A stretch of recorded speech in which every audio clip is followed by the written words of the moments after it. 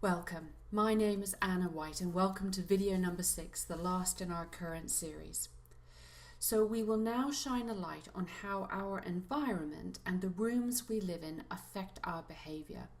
This video will take about 25 minutes and it's a bit longer than the others, but we're going to show you diagrams, some brilliant practical tips, room layouts, and how to make the home a safe and happy place for the person with dementia.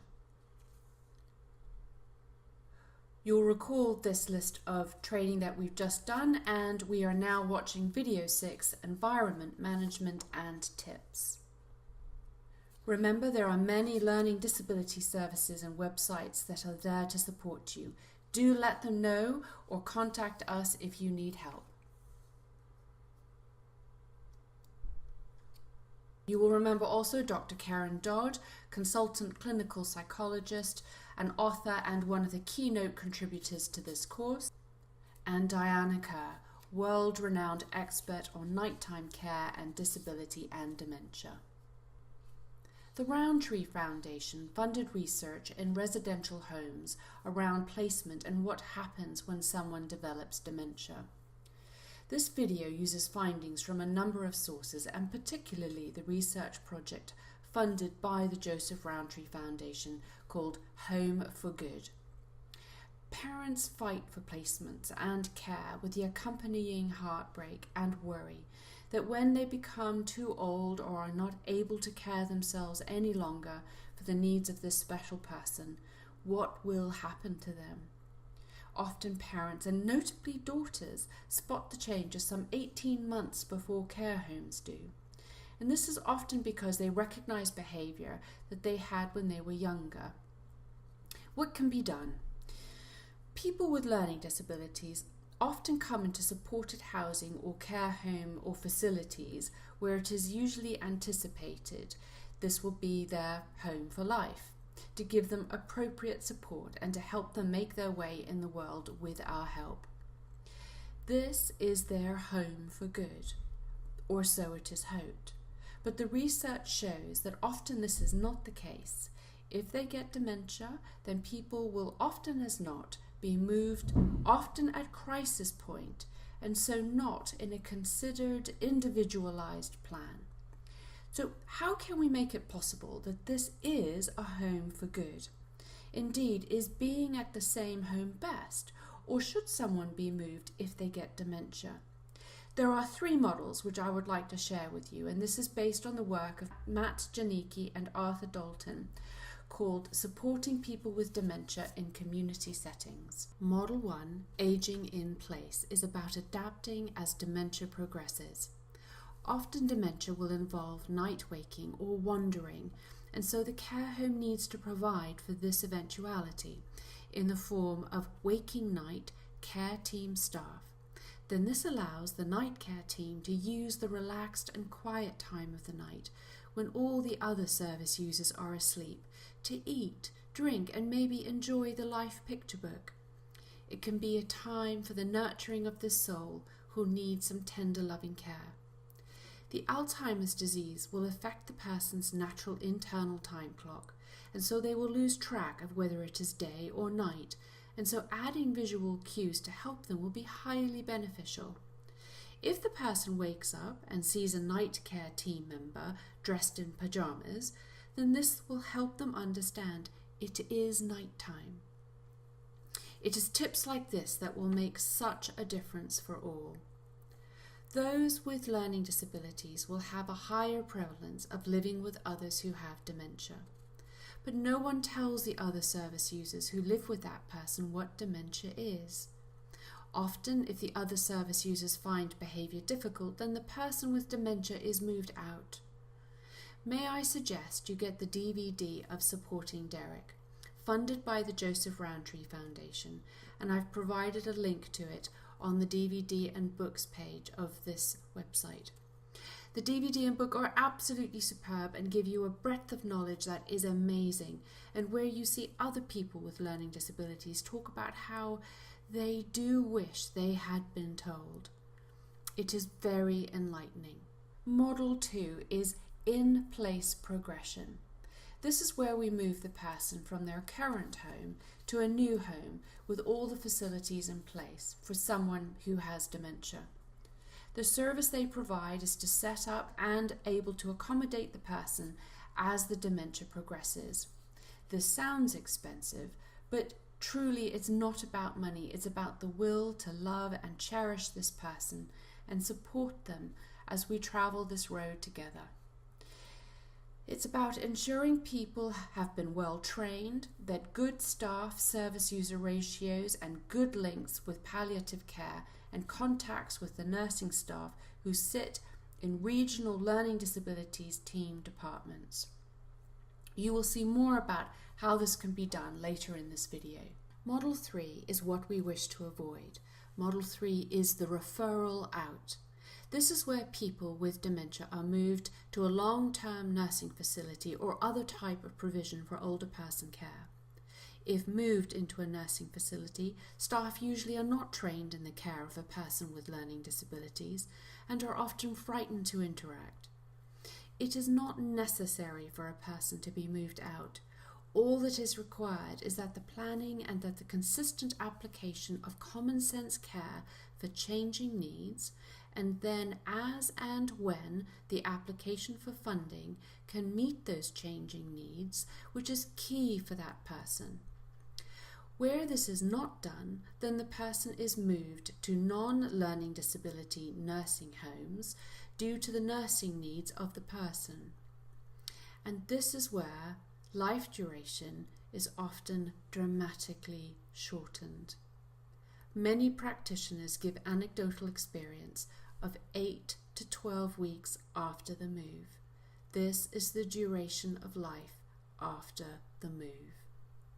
This literally is due to the fact that they have been removed from all they knew and loved in their own care home, often at a point of crisis. This is unacceptable, and we can, if we all work together, to change this. We can empower our care homes or family homes to be a place and home for life. Indeed, all we need is the vision and courage, and we can make it so. If the home had the right adaptations in place, and also in-place progression with links to palliative care, then the people can stay in a place that is indeed a home for life. All the work we have done as a society and our research has shown is so good.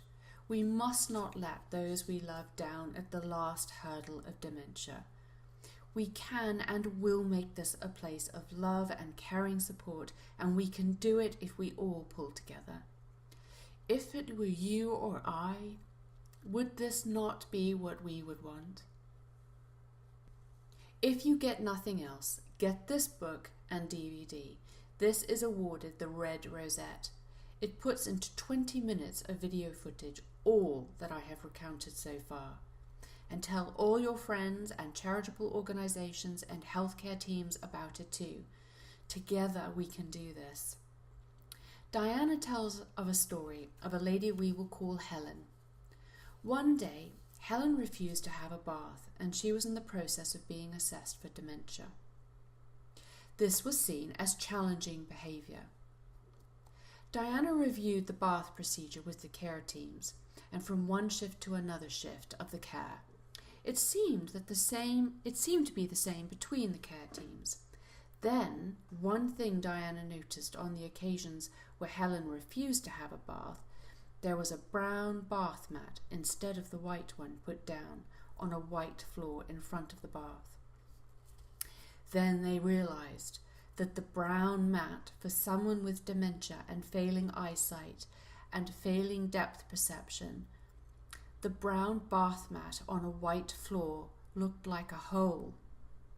So in effect, Helen thought she would fall down a hole as the care team member asked her to step onto the mat in order to get into the bath. So simple, so easy to fix. Just think how if we just stop and with this kind of knowledge and think more creatively how we can transform lives. If you are a person with learning disabilities and wants to understand what is happening to your friend, this is a really good book to use. It outlines and explains what is happening to your friend. It gives context and opens the door for discussion. Discussion will allow for the real exploration of the feelings and emotions that arise in this sort of a situation. The booklet and where to buy it is listed on the Books and DVDs tab of this website. So here are some points to remember. The environment in the home needs to be calm, predictable, familiar, suitably stimulating, make sense, and of course it has to be safe, and safety is enhanced by the application of these things. We can make the space calm by reducing and controlling activity levels, reduce and control noise levels, and introduce calming music. Take a look at this newly designed care home floor plan. Take a moment. Can you see what problems there might be with it? It is a new building with lots of long corridors and no signposting. So a person who might, for example, be desperate for the toilet and would wander the corridors and would not know which of these many doors has a bathroom. This is equally true in just a small home environment. If there is no signpost, then how is someone to know what is behind the door? By signposting, which is the use of signs that clearly show what is the use of a room, this helps the individual. Also remember that people with learning disabilities are often shorter, so signs need to be at their eye level, not ours, and at right angles to the door so they can see the sign. This is a winner of one of the coveted red rosettes. Get a red toilet seat. When Diana had a talk with a group of people that have learning disabilities and asked them what they had thought was the most helpful addition to the care home for their friend who had dementia, they all said it was the red toilet seat, as this enabled their friend to find the toilet in time and could see it and be there in good time. This is because as the vision, depth perception and colour recognition fails, it is harder to see the normal kind of toilet seat, which is usually white on white format. Red is the best, but other colours will work too, so it's easier to see, and red doors are good too. Use fixtures that they will recognise from their childhood.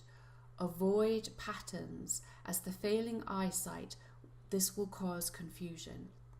Use a plain colour carpet. Avoid using shiny floor surfaces that reflect.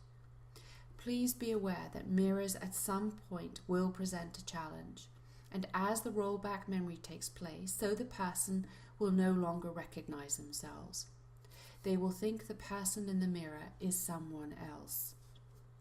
This is because they have rolled back in their memory to their younger self. Or, for example, you may notice they wave in the mirror, or at their reflection in a window or glass door as they think this is someone else. Where possible, let the home be small scale, domestic and homely. Older people's homes, which are advertised to be like hotels, are not suitable. If you run a home like that, then contact us and we will gladly offer you some advice on how to make the home dementia friendly. Use ordinary and traditional things within the home, such as clock faces, cookers and taps. Make the home suitably stimulating. A room with an outside view. Ensure rooms have the right light levels. A dimly lit room for someone with paling sight or poor depth perception is a definite no-no. Ensure you are building into the day failure-free activities with the right noise levels. As the dementia progresses, it is important that the person is encouraged to keep doing activities, but you need to monitor these and make them simpler perhaps in order to make them failure-free. Here are some examples of what not to do. Notice the floors in each example are shiny and avoid blue floors as they can be misinterpreted as being water. I saw a person with dementia walking down a hall with their back firmly against the wall. They thought the hall was full of water and trying not to get their feet wet. Shiny floors in bathrooms are to be avoided too. Signage for bedrooms is important. Find something from the person's past that will draw them to the door and is at right angles. Diana recalls the story of Tom. Tom and his father had gone to the Sheep's Head pub every Saturday, and so the care home made a replica of the pub sign, which as Tom would look down the hall, would see it at right angles to his bedroom door and would walk towards it. Then when he got to the door, there would be a sign on his door saying Tom's room. It's so simple. Here is a challenge for you. Now take a look at this picture. What is wrong with this kitchen? I will give you a few moments to think about it, and then I will reveal the answer. What are at least 3 improvements you would make?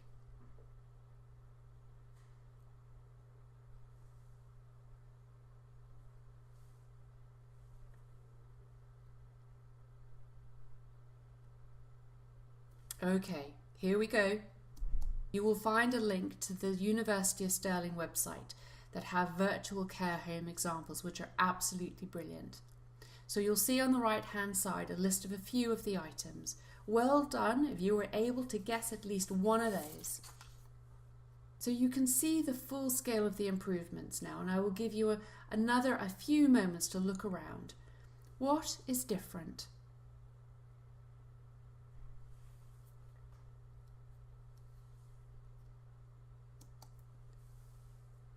The improvements we would recommend are to take the doors off the cupboards so what is inside is easily viewable, or put pictures on the doors so the person can know what is on the inside, or turn the doors into glass doors. Use traditional appliances for the kettle, the hob, the kitchen taps, the kitchen clock. The kettle here now looks like a kettle, unlike the previous slide, so be aware that people may well put the kettle on the cooker because they do not remember electric kettles. If there is a view of the outside, then let it be seen. Use a calm, neutral decoration with no patterns. So let's try this again. What's wrong with this bedroom? I'll give you a few moments and see if you can spot 3 things that you would change.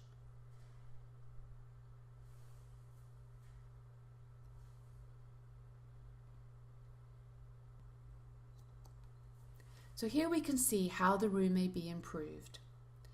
Here comes a trick question. Actually, taking the doors off may not be the best thing to do in a bedroom, but rather put pictures on the doors of what is inside would probably be better. This is in part to keep the visual space calm. Traditional light fittings, traditional clock, no patterns on the bedspread or carpet or bed linen. In due course, the mirrors may need to be removed. Diana tells of the story of Mary, who had one of those 3 mirrored vanity stands on her dresser and opposite her bed. And Mary had dementia. The people who were supporting Mary were alarmed that in the night Mary said that there were strangers dancing at the end of her bed. She was deeply distressed by this, and the care team thought she was hallucinating.